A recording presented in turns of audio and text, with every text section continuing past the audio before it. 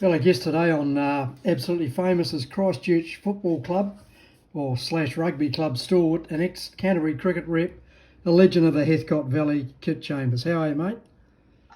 Very good, John Alexander. Yes. That's a big intro. Son here in Christchurch. Are you Mayor of Heathcote yet, or do they not have elections for that? No, you're self-appointed. Oh, brilliant. But some say yes, some say no, wouldn't have me on board. So I don't know where you... And I think you're pretty well received down at the Valley Inn anyway. Well, yeah, coming into my 74th year in the Valley. And and pretty proud about that, I guess. Yeah, beautiful place, Heathcote Valley, just below the Littleton Road Tunnel, for those who don't know it. I suppose that before we talk rugby, Kit, there'll be a fantastic event, the Sail GP in Littleton last week, by the looks of it. Oh, goodness. You're not wrong, John. Yeah, it was a terrific spectacle. Well received, well supported, well run. That Carl Budge, who did the tennis, he's a great organiser. He has no doubt about that. And I think a lot of people were a bit apprehensive about how it all might come together, but with the help of the council and government, no doubt, they put on a magnificent show. Facilities down there were very good. It was an absolute wreck of a shambles down there by Naval Point, as you know the area, down by the rugby grounds there and the oil tanks. And I thought, I don't know how this is going to work. They put up a nice little grandstand viewing area so close. It was like, very close as they right outside the finish line, really, as the Sail GP boats came screaming across. Yeah, so no, it went good, very good indeed. Yeah, spectacular to watch. But well, the big news of the week, of course, in Christchurch, no doubt, it's pretty exciting here on the Gold Coast too, is Scott Robertson's the worst secret's out. He's now the All Blacks head coach and he'll take over from Ian Foster after the World Cup in September, October. What's the feeling in Canterbury, Kit? Is it relief or? That's one word, relief. Definitely. Now that this is sort of, out in the open, it's probably, as you just commented, the worst kept secret of all time. And personally, I do not believe that the rugby union handled it terribly well, really. They got themselves in a bit of a mess and a tangle on when and how to announce this new coach, or if he was going to be one. Then the pressure went on, and I feel a bit sorry for Ian Foster, really, because it has given if you were in that position, you wouldn't be feeling a lot of confidence going to a World Cup. Anyway, that's history, nothing to do with us. Elation in Crusader territory, and no doubt in the most of New Zealand, I think. There'll be a few knockers, no doubt, but Scott Robertson brings a lot to the table and his enthusiasm and the way he's going to coach people. Then the young players today is the key to it. They relate to that type of coaching. Yeah, I heard an interesting interview with Owen Franks when he was last playing for the Crusaders just before he headed overseas. He said the thing about Robertson coaching, he said, I actually get excited even at my age still coming to training because you never quite know what you're going to get. No, he's a bit of an introvert, I guess, Scott Robertson.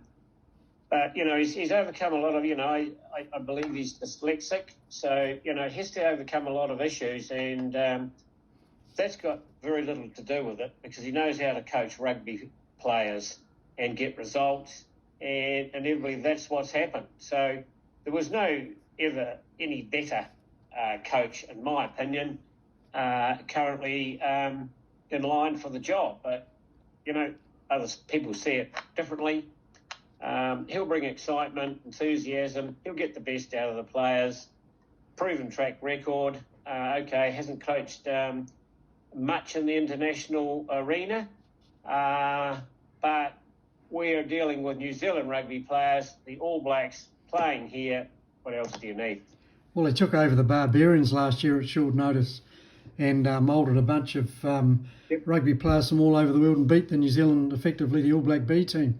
Showed, and the players, the feedback from the players after that was how much fun they had.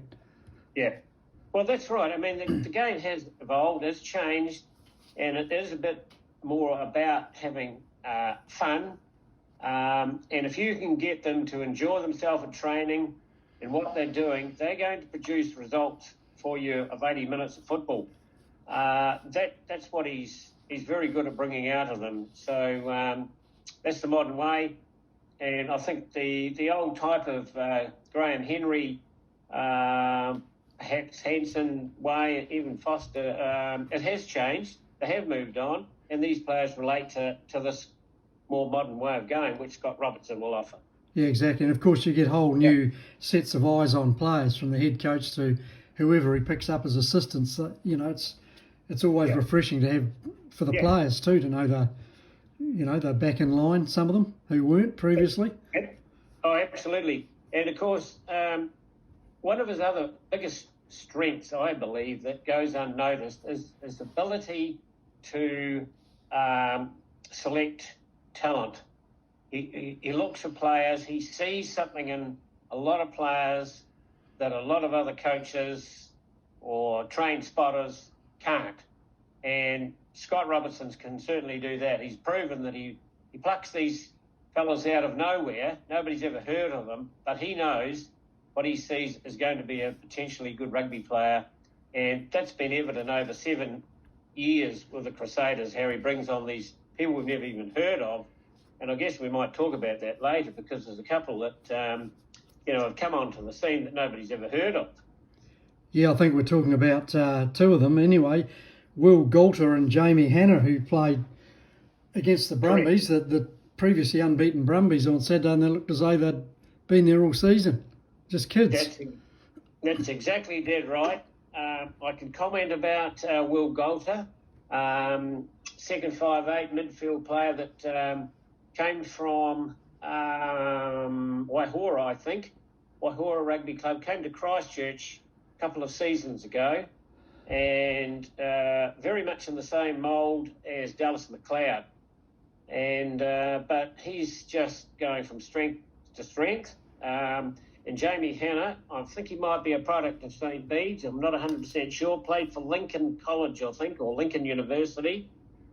Stand to be corrected there, but there we are. Another 6'8" or whatever he is going to develop and fill out, and that's exactly what we're going to need. Yeah, exactly. Well, I think Scott Robertson Razor showed his credentials again last weekend, didn't he, with a decimated side, decimated with injuries. It's shocking. They won 35-17 against a Brumby side, which also wasn't at full strength, but that's still a great result. Absolutely. 15 players out with injury for the Crusaders. I can go through them, but I won't. I guess most people will know who they are. But when you take out the Whitelocks, Reece, Havili, Jack Goodhughes, Newell, Jordan, Dunshay, and so on, it severely weakens your attack and your team. But, I think 35-17 against the previously unbeaten Brumbies. Yes, they did have rested a few, as they have to stand down for Australia, but it was a terrific result. Yeah, fantastic. I think if you're a club rugby player in Christchurch under the age of 40, you'd be taking your gear to the park at the moment, wouldn't you? And hope you get a run. I think it's getting to that stage. It's but mind you, Crusaders is one team. Most franchises are suffering with injuries, so we haven't got that on around. It's not unique. The Blues, the Hurricanes. I think the Highlanders. Probably the Hurricanes haven't had too much of an injury problem to date. Long way to go though. So they're all struggling across the board. It's a physical game. It's massive in the contact area. Which is a shame. And anyway, that's the way it is. That's footy. Yeah, it's hard going. You mentioned the Highlanders. I thought their win was magnificent, 57-24 over the Fijian Drua. I mean, they were just about down to anyone like to come and have a run with us, weren't they? Yes, very much so. And again, that's credit to the coaching staff and people to get them back on track. They had a couple of, like Ethan de Groot and a couple of good boys came back into that side. And, 57 points against Drua is very commendable. Yeah, for sure, no doubt about that. Great one down there under the Forsyth Bar roof. The Crusaders game in the weekend, great to see Lester Fainga'anuku back in All Black form on the wing there. I mean, if he keeps playing like that, he's Well, I suppose it's a fight between him and Caleb Clark, but Leicester's got my money at the moment. Oh, no doubt. Well, I would have to say that being a Crusader, but I think he goes looking more for work than Caleb Clark. Caleb Clark is a powerful unit, as Leicester is. But the difference between Vaianuku and Clark is the way that Vaianuku goes looking for work around the paddock, which Caleb Clark tends to sit back on the wing waiting for it to come to him. That's my opinion, but I think I'm pretty right there, to be honest. Yeah, and Ethan Blackadder, he's just, what a machine, and I really hope that his calf injury is not too bad, because he's, goodness me, if we had 8 forwards in the All Blacks play like him, no one would get near us. Yeah. Yeah, the biggest issue is trying to hold him together in one piece, because he goes through brick walls like there's no tomorrow. And if he keeps doing that, he's going to keep getting hurt. But he's a wiry unit, gives all 80 minutes, and as they do, I guess, most of the players. But he is incredible as a carrier of the ball. His defence is absolutely magnificent. It's a good thinker out there too, Alex. I really like the way he positions himself for attack and defence. Knows where to be at the right time, and never gives up. Never goes wandering. No, saw an uncharacteristically below par performance from Richie Mo'unga too. I'm not sure what was happening here. Still did some good things, but he dropped 3 or 4 passes that he wouldn't normally do. Yeah. Well, true. There's no doubt about that. It's a very uncharacteristic era for him to do that.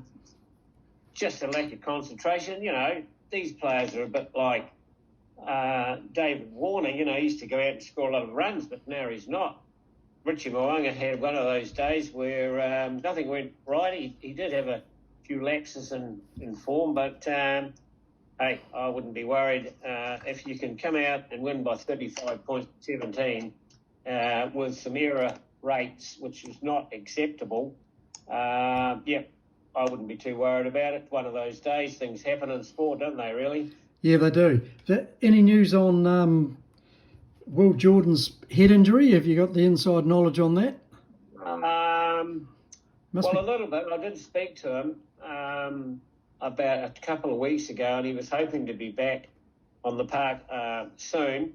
Still niggling ears. What he's doing is aerobic stuff at training, just starting to go into a little bit of contact.